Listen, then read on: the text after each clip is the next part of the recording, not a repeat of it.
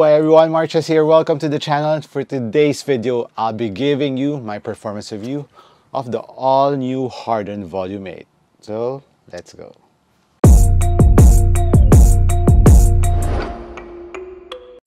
This is the Harden Volume 8 in this kind of panda colorway. So I just chose this because I have my AE1 with this peach color. I think this is really the color of the year. The Harden Volume 8 also came with this kind of color, but I chose the white so that they won't be the same. And in this video, I'll be actually comparing the Harden Volume 8s to the AE1s because it's like the big brother, little brother combination. And they kind of have the same tech, but in a different way.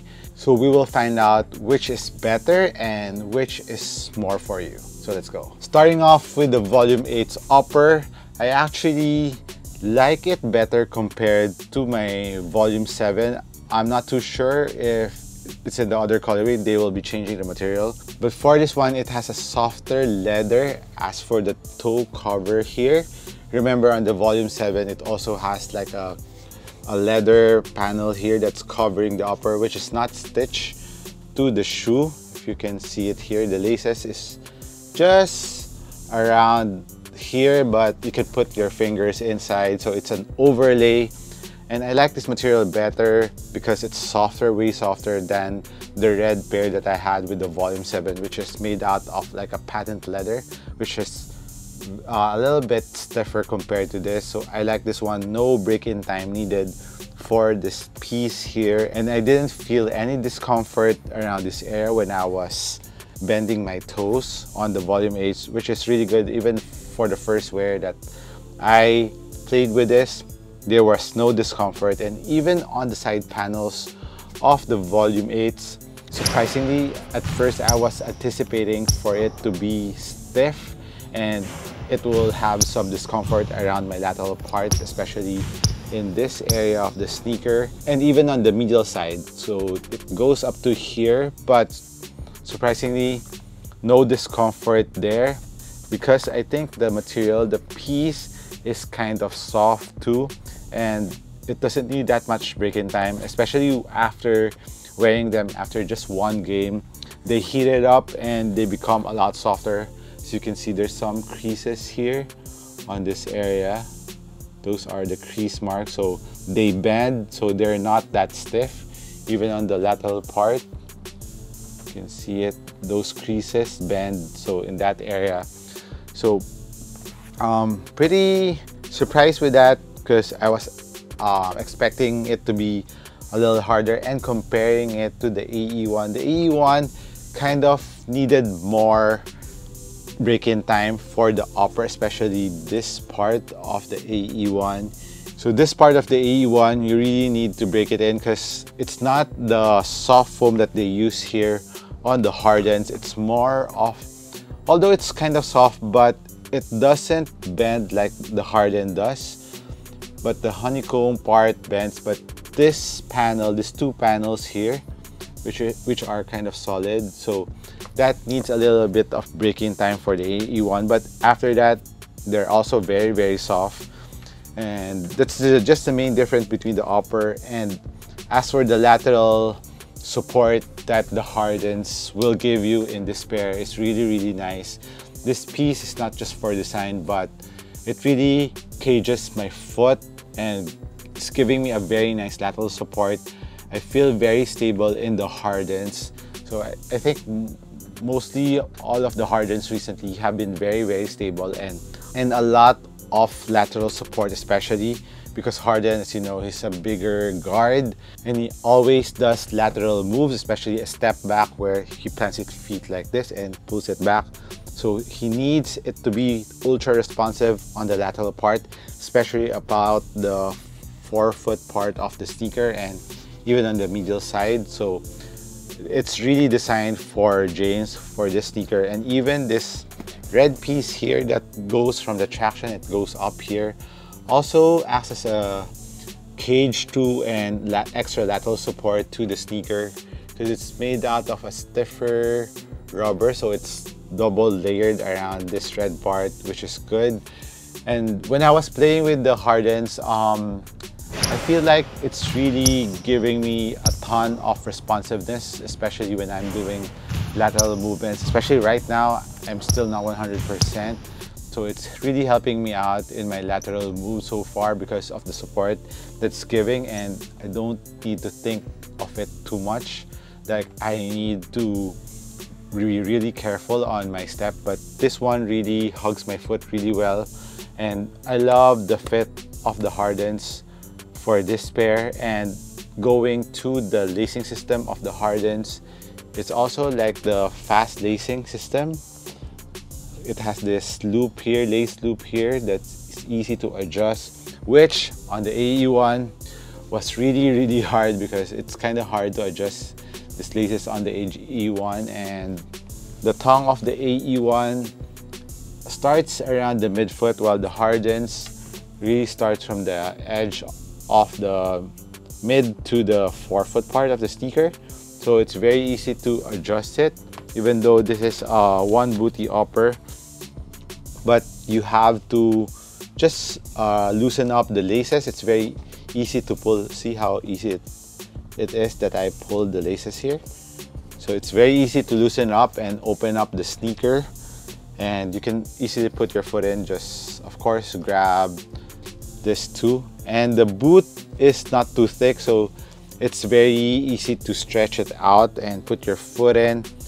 And the lockdown on this, on the heel, given that the external heel piece here is really big, so it's dual layer, as you can see here.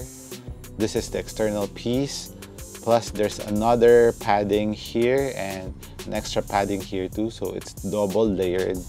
And you can really feel it, the cup on the heel very well. As for the ankle pillows, it's kind of low, but it does its job. And also this piece here kind of gives you that extra ankle support that you need, that when you stretch this, just lace up the last lace loop, because when you out of the box, it's not yet laced up to the last lace loop, so you need to put the laces on the last lace loop so that you'll get the best experience out of the ankle support or ankle help support of this Harden Volume 8s. And felt really stable around the heel on the Harden Volume 8. Didn't have any heel slippage. Just of course get the right size. And speaking of sizing, Harden Volume 8 and even on the AE1, go half a size down, then you're good to go. And as for the AE1's heel containment lockdown, I like the Hardens a bit better compared to the AE1. It's more comfortable around, especially around the ankle part, compared to the AE. I hope that they added a thicker padding on the AE1 so that you'll feel it more. It's more comfortable, especially that the upper goes up really high around your ankle on the AE1. So it stretches out until near the end of the sneaker, while the Hardens, it's kind of cropped until that part. You can see the difference between the two. So here, I wish that the AE1 added more padding on top here, because it has padding, but it's not too thick. It's not that something that you feel like it's sucking your ankle bone. So I like the experience more on the heel containment part of the Harden. So AE1 not that bad either, but Harden's for me. As for the insole, it's pretty much the same insole, same Ortholite insole that you get from Adidas. So I'm not gonna pull it out because it's kind of sticking inside. So same insole, and of course the main highlight of these two sneakers, which I think Adidas really stepped up this time. Maybe they watched my video and heard my request that they gave us Jet Boost for these two sneakers. Both are full length, and wearing them side by side, they're kind of different. Don't expect it to be the same Jet Boost on the AE1. If you like more impact protection from the forefoot to the heel, and there's a little bounce to it, the Jet Boost, but the Jet Boost is way nicer to the old version Boost on their basketball sneaker on the previews, Harden Volume 7, Volume 6, especially Volume 5, which is don't want to talk about that sneaker, but I think that the Jet Boost is a nitro injected boost unit right now, so it feels a little bit more bouncy. But comparing the two Jet Boosts, on the Hardens, it's way bouncier compared to the AE1, although the AE1 feels, AE1's a little bit thicker, but it's more impact protection rather than bounciness. While on the Hardens, I actually was kind of surprised there because I thought that the AE1 will be a little bit bouncier, since Anthony Edwards really likes to jump a lot in a game, and it has a more springy plate. It has a cross spring here.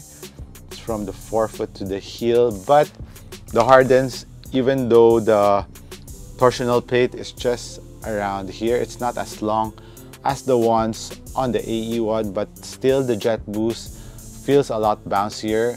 You're closer to the ground. Impact protection on the heel is okay, but if you want impact protection, AE1 will be a lot better around the heel, but Harden's still okay. So there's no right or wrong answer for this one. Really depends on your preference. If you like more impact protection, AE1. But if you like more bounciness feel, Harden Volume 8 is for you. As for the heel-to-toe transition, I would say they're pretty much the same, because I think the Jet Boost and the spring plate here on the AE1 kind of have a very nice combination to the sneaker, while on the Hardens, of course, it's a lot bouncier. So you have a bit more better heel-to-toe transition. And as for the curve, it's curvier by a bit on the Hardens, which is kind of surprising, given that Harden is more on the slow pace right now in terms of his game style, while the AE, or Anthony Edwards rather, likes to run up and down the floor a lot. So I was quite surprised there in terms of shape, because look, Harden's is a bit more curved in the forefoot, which I hope that they put it in the AEs. But in the forefoot, AE1 is a little bit wider on the forefoot. On the heel, yeah, a little bit wider too. On the heel by maybe a centimeter on the AE1. So if you want more stability, but the Harden's still very stable sneaker, although it's not as wide as the AE1. It's still very stable, and so I think it's really more on the preference. And in terms of the Jet Boost's density, it sinks a little bit more. That's why I think they made it wider on the AE1. But on top, it felt like there's a bit more space on the Harden. It's a bit more wider here compared to the AEs, which is more triangular shape here in the forefoot. You can see its shape is like this. It's concaving inside, while the Hardens, it's flatter, you can see. So for wide foot, I think the Hardens will be much better for you in terms of the shape of the shoe. Now let's go on to the traction of these two sneakers. Harden, a lot better compared to the AE. The AE on a clean court grips really nicely, but it picks up dust so quick. I need to wipe it often compared to the Hardens. On the first time that I played, it was a dusty court and I didn't break in the traction yet, but it still grips really nicely. Then on my second game using the Hardens, the traction was even better, so I would give the traction grippiness more on the Hardens compared to the AE. In terms of outdoor use, the Hardens rubber compound, or I think it's because of the shape of the pattern of the Hardens, it's a little bit harder compared to the AE, but I think the AE could also withstand outdoor courts because they have longer lines. But I haven't played with them outdoors, and I think the Jet Boost on the AE will also be nice for outdoor use because it has more of an impact protection. But I think both sneakers could be played outdoors. As for the weight of these two sneakers, Harden's is 470 grams, which is okay. It's a very standard for US 11 for me. While the AE, even on hand, you will feel it to be a lot heavier.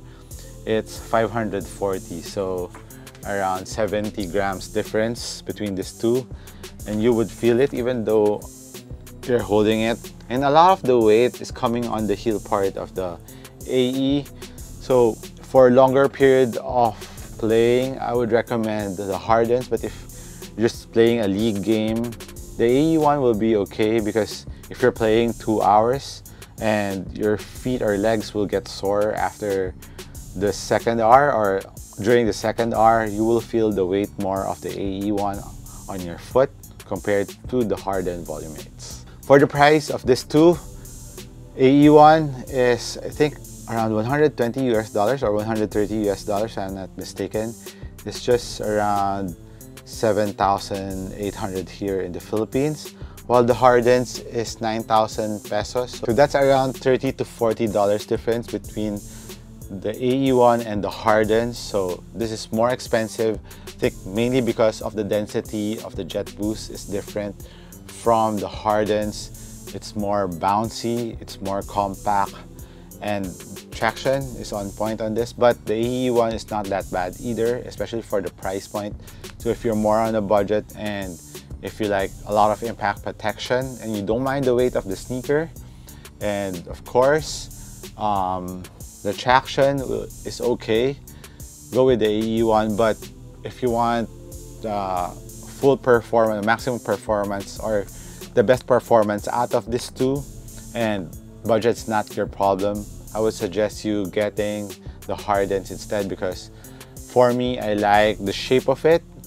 The jet boost especially, a lot bouncier even though you're close to the ground, and the traction is on point, and the support, especially in the lateral part of the sneaker, really gives a very nice stability to the Harden Volume 8s, and it's not as heavy as the AE1s. Although I like the design of the AE1s, so this could be like a Yeezy. It's like a Yeezy basketball sneaker if it doesn't have Anthony Edwards' name on it. So it's very comfortable, but of course the weight is the problem here. So Hardens for the win between these two, if you are letting me choose between these two sneakers. So let me know what you think, guys. Do you agree with me? Hit me a comment down below. This has been MARKCHES. Once again, thank you for dropping by this channel. I'll catch you in the next one. Cheers.